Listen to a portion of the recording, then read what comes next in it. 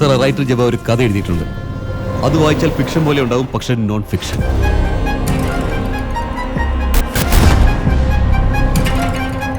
ജബ കേസിനും ഇതിനും തമ്മിൽ എന്താണ് ബന്ധം? പോലീസാണെന്ന് വെച്ച് ഞങ്ങളങ്ങ് പേടിക്കണമെന്നാണോ?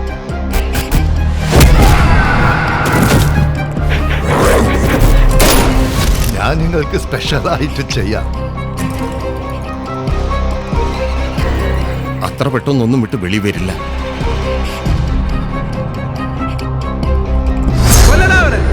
എന്നെ സംബന്ധിച്ചിടത്തോളം ചില സമയത്ത് നിയമത്തെക്കാളും ന്യായത്തിനാണ്. ചില സമയത്ത് ന്യായത്തെക്കാളും ധർമ്മത്തിനാണ്. പക്ഷെ കൂട്ടിക്കിഴിച്ച് നോക്കുമ്പോൾ അവസാനം ധർമ്മമേ ജയിക്കും.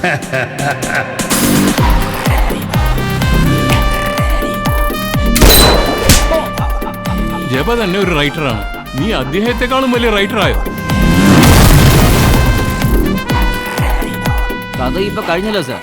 കഥ കഴിഞ്ഞെന്ന് നിന്നോട് ആരാ പറഞ്ഞു?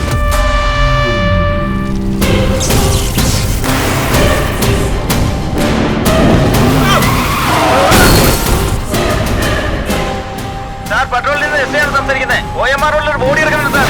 Road exact Keralam bus limit 3 kilometre അകത്താണ് സാർ. Sir reach sir.